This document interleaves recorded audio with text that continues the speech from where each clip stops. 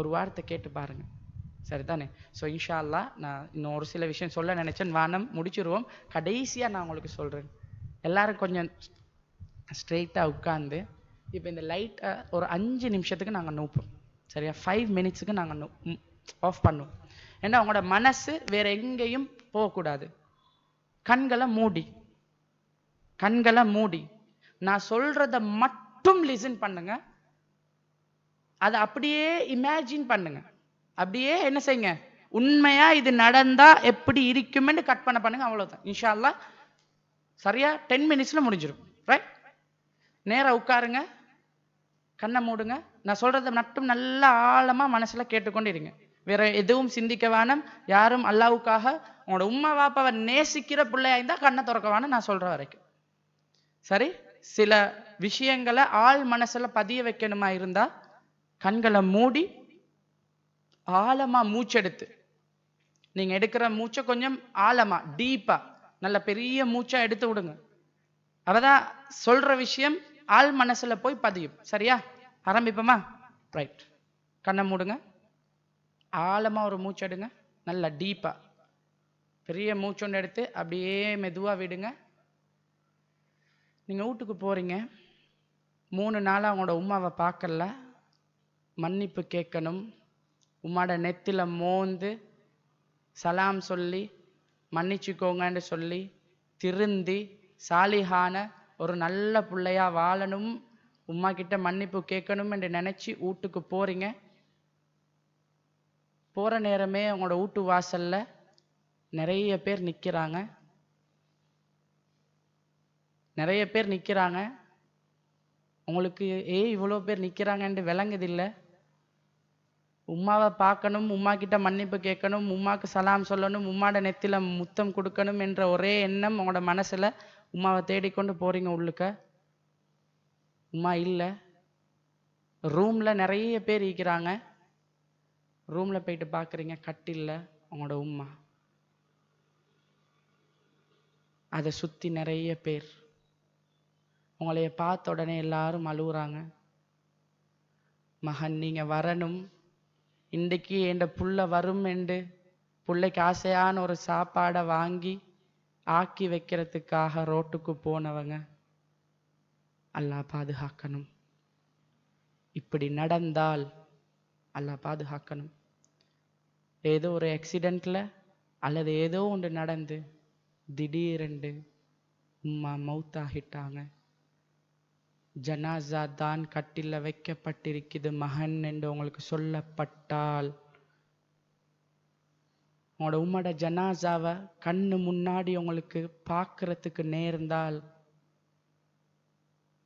உம்மா நான் எவ்வளவோ நீங்கள் ஏசி இருந்தும் நான் திரும்ப உங்களுக்கு ஏசி இருக்கிறேன், எவ்வளவோ நான் உங்களுக்கு சத்தம் போட்டு பேசியிருக்கிறேன், எவ்வளவோ மனசை நோகடிச்சிருக்கிறேன், நான் செஞ்ச எல்லாத்துக்கும் உங்கள்கிட்ட மன்னிப்பு கேட்டு திருந்தி ஒரு நல்ல பிள்ளையா வாழணும் என்று தான் வந்தேன்.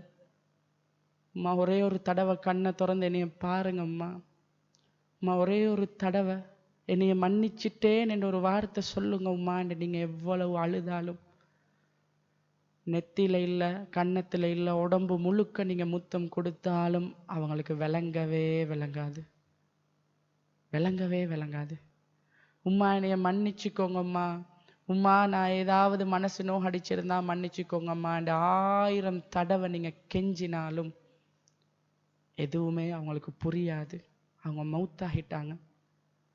இப்போ நீங்கள் 100 முத்தம் கொடுத்தாலும் அந்த முத்தத்தில் எந்த அர்த்தமும் இல்லை. அவங்களுக்கு அது விளங்கவுமாது, அவங்களுக்கு அது சந்தோஷத்தையும் தராது. கொஞ்ச நேரம் போகும், உங்களைய குளிப்பாட்டின உம்மாவை யாரோ உங்களையும் வெளியே போக சொல்லிட்டு, ஆம்பளை புள்ள கொஞ்சம் வெளியே போங்கம்மா உம்மாவை குளிப்பாட்டணும் என்று யார் யாரோ உம்மாவை குளிப்பாட்டி விடுவாங்க. சின்னத்தில் உங்களைய கொஞ்சி கொஞ்சி குளிப்பாட்டி உடுப்பாட்டி விட்ட உம்மாக்கு நீங்கள் நகையாக வாங்கி கொடுக்கணும், உம்மாக்கு வகை வகையாக உடுப்பு வாங்கி கொடுக்கணும் என்று ஆசை வச்சு இருந்த உங்களோட உம்மாக்கு கஃன் துணியை வாங்கி கையில் கொடுத்து கடைசியாக போடுங்கன்னு சொல்கிற ஒரு நாள் வல்லாஹி வரும். கஃன் பண்ணிட்டு கொஞ்ச நேரம் எல்லாருக்கும் பாருங்க, கடைசியா பார்க்குறாக்கள் பாருங்கன்னு சொல்லுவாங்க. நீங்க கிட்டேயே இந்த அழுந்துட்டு இருப்பீங்க. உம்மா உம்மான்னு சொல்லுவீங்க. உம்மாக்கு கேட்காது. கார் வாங்கணும், வாகனம் வாங்கணும், வேன் வாங்கணும், ஃப்ளைட்டில் கூட்டிட்டு போகணும் என்றெல்லாம் ஆசைப்பட்ட உம்மாவை தூக்கி சந்தூக்கில் வச்சு, உங்களோட கையால் தூக்கி தோல் மேலே வச்சு சுமந்து கொண்டு பள்ளிக்கு போகணும். தொலைப்போங்கன்ற நேரம் பள்ளிக்கு போகாமல் உட்கார்ந்துட்டு இருந்த நீங்கள், உம்மா தொழுங்கன்னு ஏசுறா என்றதால உம்மாவோட கோவிச்ச நீங்கள் உம்மாவை முன்னாடி வச்சு கடைசியா உம்மாவுக்காக ஜனாசா தொழுகை தொழணும். அந்த ஜனாசா தொழுகையில் உம்மாக்காக என்ன துவா ஓதுறது, என்ன பிரார்த்தனை செய்கிறது என்றதையாவது பாடமாக்கி வச்சிட்டிங்களா? உம்மாவுக்காக தொழுவிக்கிறீங்களா என்று மௌலவி கேட்டால் தொழுவிக்கிறதுக்கு ஆவது நான் தயாரா? தொழுவிச்சு முடிஞ்சு அந்த ஜனாசாவை தூக்கி கபரில் கொண்டு போய் வச்ச பிறகு வல்லாஹி நீங்கள் உயிரோடு இருந்தால் சொல்லுவாங்க, மகன் ஆம்பளை புள்ள மகன் கபரில் இறங்குங்க, உள்ளுக்க இறங்குங்க என்றுவாங்க. எந்த தாயிட கருவுக்குள்ள 9 மாசம் உங்களுக்கு இடம் தந்தாவோ அதே தாய கையால தூக்கி கபருக்குள்ள வச்சு மண்ணை அள்ளி அந்த உடம்புக்கு மேல போடணும்.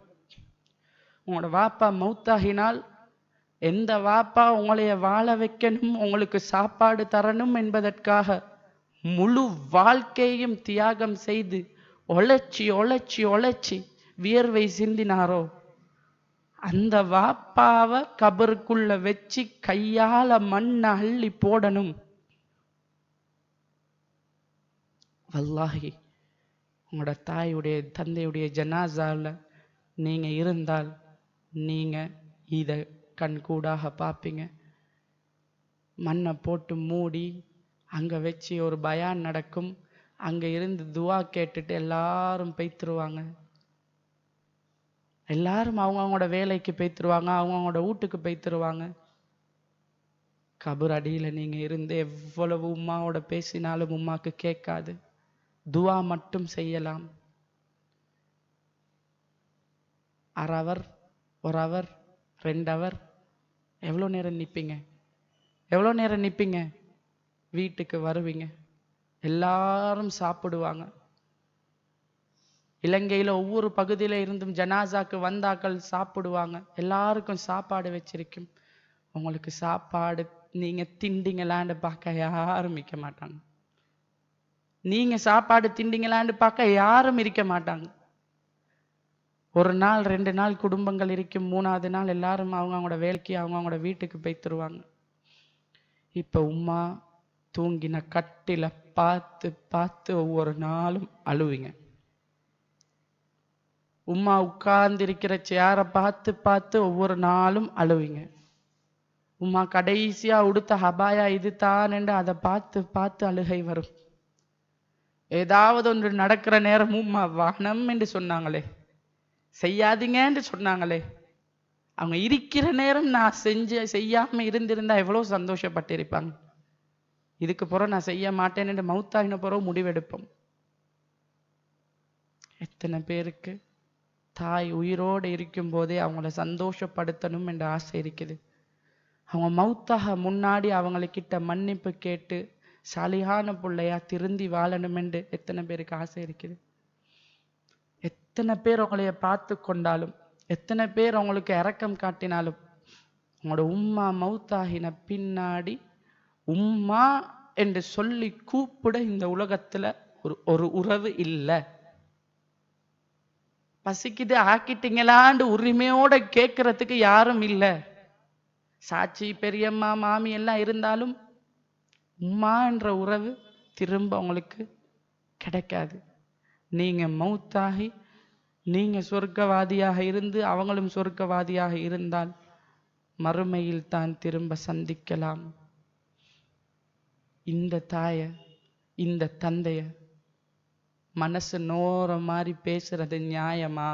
யோசிச்சு பாருங்க. இந்த உம்மா வாப்பாவை கோவிச்சு கொள்றது நியாயமா? அவங்க சொல்ற பேச்ச மீறி நடக்கிறது நியாயமா?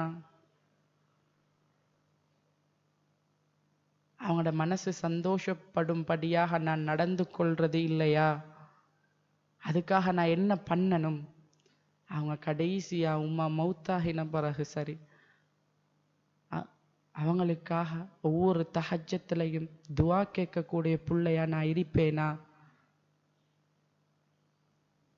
உம்மா உயிரோடு இருக்கிற நேரம் ரப்பிர்ஹம்ஹுமா கமா ரப்பயானி சகீரா, யா அல்லாஹ் சின்ன வயசுல எப்படி என் உம்மாவும் வாப்பாவும் எனக்கு இரக்கம் காட்டினாங்களோ, நான் சின்னதா இருக்கிற நேரம் எப்படி எனக்கு அவங்க அன்பு காட்டி அரவணைத்தாங்களோ, ரப்பிர்ஹம்ஹுமா கமா ரப்பயானி சகீரா, யா அல்லாஹ் என் உம்மாக்கும் வாப்பாக்கும் நீ இரக்கம் காட்டி யா அல்லாஹ், என் உம்மாவையும் வாப்பாவையும் நீ அரவணைத்துக்கொள் யா அல்லாஹ்.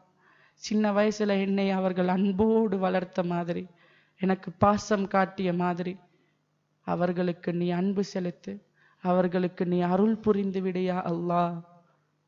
அவங்க உயிரோடு இருக்கிற நேரமும் அவங்க மௌத்தாகினாலும் ஒவ்வொரு தொழுகையிலையும் ஒவ்வொரு நாளும் ஒவ்வொரு காலையிலையும் இந்த பெற்றோர்களுக்காக துஆ செய்யக்கூடிய பிள்ளைகளாக நாங்கள் மாறக்கூடாதா? உன்னோட உம்மா இல்லாத ஒரு நாளைக்கு நீங்க உட்கார்ந்து தனிய என் உம்மா இருந்திருந்தா எனக்கு எப்படி இருந்திருக்கும் என்று தனிமையில் அழுகிற ஒரு நாள் வரும். என் உம்மா மௌத்தாக முன்னாடி நான் அவங்கக்கிட்ட கடைசியா ஒரு மன்னிப்பு கேட்க இயலாம போச்சே என்று நினைச்சு அழுகிற ஒரு நாள் வரும். அல்லாஹ் பாதுகாக்கணும். அந்த நாளுக்கு முன்னாடி உங்களோட உம்மாவை காண்ற நேரங்கள்ல முடியுமான நேரங்கள்ல சிரிங்க, அன்பா பேசுங்க, அரவணைச்சிக்கோங்க, கட்டி அணைச்சி முத்தம் கொடுங்க. அடிக்கடி மனசு நோகடிச்சிருந்தா மன்னிச்சுக்கோங்கம்மா, எனக்காக வேண்டி துஆ செய்யுங்கம்மா, நான் நல்ல பிள்ளையா மாறணும் என்று ஆசைப்படுறேனும்மா, என்ற எதிர்காலத்துக்காக துஆ கேளுங்க உம்மா என்று உம்மாவுடைய துஆவை எந்த நாளும் பெறக்கூடிய பிள்ளையாக மாறணுமா இல்லையா?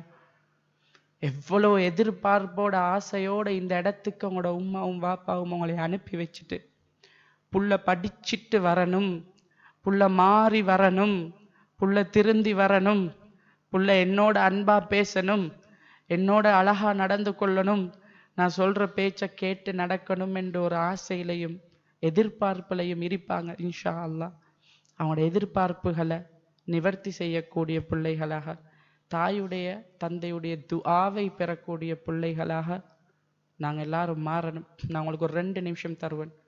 நீங்க இந்த 2 நிமிஷம் உங்களோட வாழ்க்கையில திரும்ப எப்ப கிடைக்கும் என்று தெரியாது. எவ்வளவு முடியுமோ அல்லாஹ்விடத்துல உங்களோட உம்மாவுடைய நீண்ட ஆயுளுக்காக, அவங்களுடைய ஆரோக்கியத்துக்காக, அவங்களுடைய சொர்க்கத்துக்காக, அவங்களுடைய மன நிம்மதிக்காக, வாப்பாவுக்கும் உம்மாவுக்கும் உங்களுக்கு எவ்வளவு இயலுமோ அவ்வளவு துஆ கேளுங்க. எவ்வளவு கண்ணீர் வடிக்கலுமோ அவ்வளவு கண்ணீர் வடிச்சு அல்லாஹ் கிட்ட அழுது கெஞ்சி இறைவனிடத்துல கேளுங்க. யா அல்லாஹ் என்ற உம்மா அவங்க செஞ்ச பாவங்களை மன்னிச்சிரு. யா அல்லாஹ் என்ற உம்மா எனக்காக வாழ்றவங்க, எனக்காக கஷ்டப்படுறவங்க, எனக்காக வாழ்க்கையை தியாகம் செய்கிறவங்க, அவங்கள இன்னும் கொஞ்ச நாளைக்கு நான் சம்பாரிச்சு அவங்கள நல்லா பார்க்கும் வரைக்கும், ஏண்ட கையால் சொந்தமாக சம்பாரித்து நான் அவங்களுக்கு சாப்பாடு கொடுக்கும் வரைக்கும், ஏண்ட சொந்த சல்லியில் நான் அவங்களுக்கு உடுப்பு வாங்கி கொடுக்கும் வரைக்கும் அவங்களோட உயிரை அவங்கள மௌத்தாக்கிடாதே யா அல்லாஹ். அவங்களுடைய துஆ எனக்கு வேணும் யா அல்லாஹ். என் உம்மாவுடைய திருப்தியை பெற்ற பிள்ளையா, வாப்பாவுடைய திருப்தியை பெற்ற பிள்ளையாக என்னைய மாத்திரியா அல்லாஹ். ஒரு சாலிஹான பிள்ளையாக என்னைய மாத்திரியா அல்லாஹ். ஒரு 2 நிமிஷம் நீங்க உங்களோட மனசுக்கு தோன்ற துஆவை கேட்டு மனசை அமைதியாக்கி இந்த நிமிஷம் ஒரு முடிவெடுத்துக்கோங்க. இதுக்கு பின்னாடி இன்ஷா அல்லாஹ் உம்மாவையும் வாப்பாவையும் மனசு நோகடிக்க நான் மாட்டேன், அவங்கள கஷ்டப்படுத்த மாட்டேன், அவங்களோடு என்னால் முடிஞ்ச அளவு அன்பாக நான் நடந்து கொள்ளுவேன்.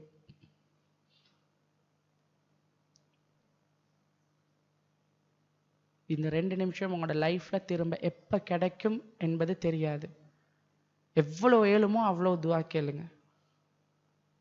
நீங்க கேட்கிற ஒவ்வொரு துவாவும், கெஞ்சி கேட்கிற நேரம், அழுது கேட்கிற நேரம், அல்லாஹ் அதை ஏற்றுக்கொள்ளாம இருக்க மாட்டான். உண்மையா தாயை நேசிக்கிற பிள்ளையா இருந்தா தாயுடைய ஜனாசாவை அப்படியே கற்பனை பண்ணுங்க.